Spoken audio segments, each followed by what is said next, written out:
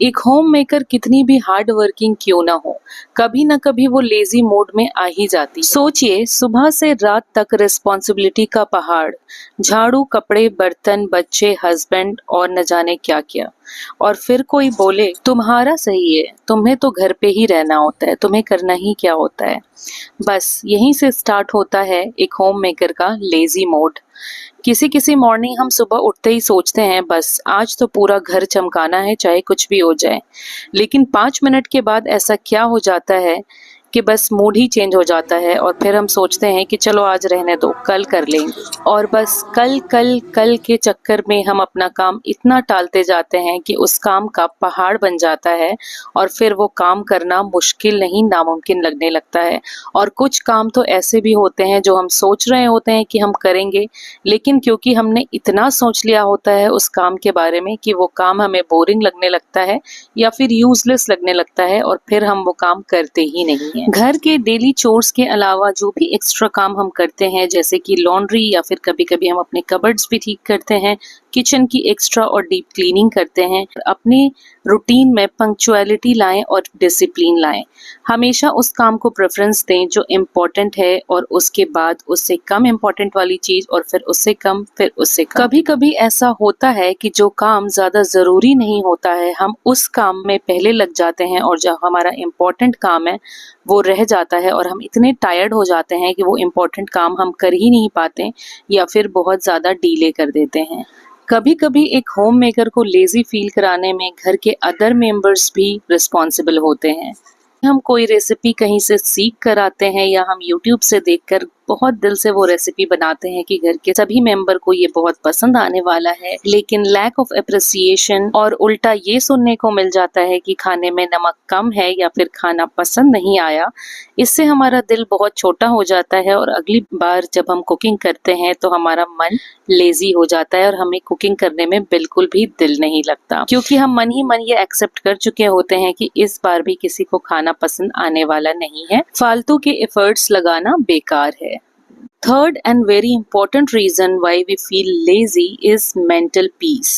Mental peace होना बहुत ज़्यादा इम्पोर्टेंट है। कुछ नहीं बल्कि ज़्यादातर फीमेल्स ऐसी होती हैं जो हर किसी इश्यूज को और हर वो बंदा जो आपसे अपनी प्रॉब्लम्स बता रहा होता है या किसी और के बारे में बता रहा होता है उसे हम पर्सनल लेने लगते हैं। कभी कभी ऐसा होता है कि सामने वाला बंदा किसी इशू के बारे में या किसी टॉपिक के बारे में बात कर रहा होता है, ऐसे टॉपिक जिससे आप पहले गुजर चुकी होती हैं, तो आपको ऐसा लगता है कि वो इनडायरेक्टली आपके बारे में ही बात कर रहा है। तो हर किसी की कोई भी बात को पर्सनल लेना बंद कर दीजिए। जब हम किसी चीज को पर्सनल ले लेते हैं तो हम उस चीज को अपने दिमाग में बिठा लेते हैं और चाहे हम काम भी कोई कर रहे हो, हम वहाँ पे फिजिकली तो प्रेजेंट होते हैं लेकिन मेंटली हम वहाँ प्रेजेंट नहीं होते हैं। हम उसी इशू, उसी पॉइंट पे स्टक हो जाते हैं। इस बात को सोचते सोचते महीनों गुजर जाता है और आपको पता भी नहीं लगता है कि आपका किसी काम में दिल नहीं लग रहा और फिर आप सोचती हैं पता नहीं मुझे क्या हो गया है, मेरा किसी भी काम में दिल नहीं लग रहा। My fourth and very important reason why you are feeling lazy is that हम खुद ही अपने लाइफ में ऐसे पर्सन को ढूंढते हैं और इंटरेस्ट लेते हैं जिसकी लाइफ में बहुत सारी दुखड़े होते हैं। हम वैसे पर्सन को सुनना पसंद करते हैं और उसको कई तरह के सॉल्यूशंस भी बताते हैं और हम कंटिन्यू उस टॉपिक के बारे में उससे पूछते भी रहते हैं। अगर किसी टॉपिक के बारे में उसने हमें बताया है तो हम बार बार पूछते हैं कि अच्छा सब ठीक है कि नहीं, सब ठीक हुआ कि नहीं, ऐसा कर लो वैसा कर लो। ऐसा हम इसलिए करते हैं क्योंकि हम उस इंसान के कैरेक्टर में घुस चुके होते हैं। उसकी प्रॉब्लम को हम अपनी प्रॉब्लम समझ लेते हैं और हम भी कहीं ना कहीं उस प्रॉब्लम की वजह से अपसेट रहने लगते हैं, जिसकी वजह से हम अपने शौहर और अपने बच्चों पे तवज्जो नहीं दे पाते हैं। हर किसी के लाइफ में दुखों और गमों का एक चैप्टर जरूर होता है, आपके लाइफ में भी होगा और अगर नहीं है तो जरूर आएगा। तो अपने आप को इसके लिए तैयार करें और दूसरों को ज्यादा एडवाइजेस देना बंद कर दें। पीसफुली अपनी जिंदगी गुजारना चाहती हैं तो ऐसे लोगों से थोड़ा डिस्टेंस बना के रखें। अपने आप को ऐसे लोगों की सोहबत में रखें जिनसे मिलने जुलने से आपके इल्म में इजाफा होता हो, यानी कि आपकी नॉलेज इंक्रीज होती हो, हर बार आपको कुछ नया सीखने को मिलता हो। कहने का बिल्कुल भी ये मतलब नहीं है कि जिनके लाइफ में दुख और गम हो, किसी गम से वो गुजर रहे हो, तो आप उनसे मिलना जुलना छोड़ दें। बेशक अगर कोई परेशानी की हालत में हो तो उससे मिलने जरूर जाएं और उसका हौसला अफजाई करें, ना कि उसके गम में खुद को मुब्तला कर लें। याद रखिए, जब हमारे लाइफ में कोई परेशानी या कोई प्रॉब्लम आती है ना, तो हम अपने उस प्रॉब्लम से बहुत कुछ सीखते हैं और जिंदगी में एक्सपीरियंस्ड होते हैं। तो कभी कभी लोगों को उनके हाल पर भी छोड़ दीजिए ताकि वो उससे अपने आप ही उभरना सीख जाए। मेरा लास्ट और 5वां पॉइंट, जिससे कि होम मेकर्स लेजी फील करती हैं, जो आज की डेट का मुझे लगता है सबसे बड़ा इशू है,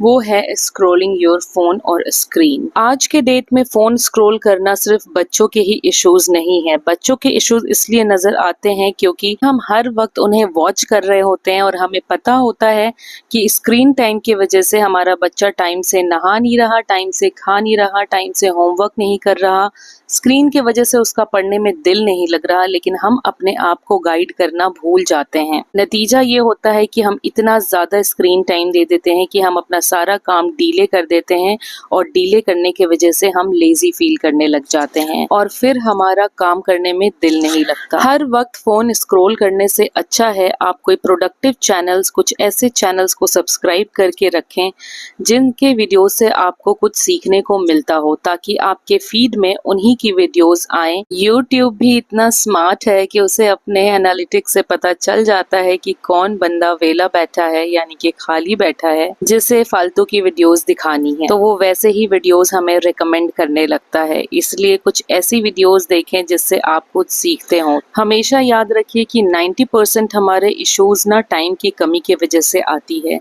तो टाइम की वैल्यू करें और अपना टाइम बिल्कुल भी बर्बाद ना करें, बल्कि अपने डेली रूटीन को प्रोडक्टिव बनाएं और अपने टाइम को यूटिलाइज करें। हम बहुत लकी भी हैं कि हम सोशल मीडिया जैसी दुनिया में एग्जिस्ट करते हैं। हम लोगों की मदर्स के पास ये ऑप्शन नहीं थे, still they were so creative, और वो लोग उस टाइम शेड्यूल में भी वक्त निकाल करके पाकीज़ा आंचल या फिर महकता आंचल जैसी मैगजीन्स वगैरह पर पढ़ा करती थी और उनसे टिप्स और ट्रिक्स यूज किया करती थी। सो बी दैट वुमेन जो अपने बिजी से बिजी शेड्यूल में भी और उस एरा में भी एक स्मार्ट होम मेकर हुआ करती थी। So being a home maker, don't under estimate yourself. मेरी किसी भी बात से आप रिलेट कर पाई हो या मेरी वीडियोस आपको अच्छी लगती हो तो मेरे चैनल को लाइक, शेयर एंड सब्सक्राइब जरूर कीजिए।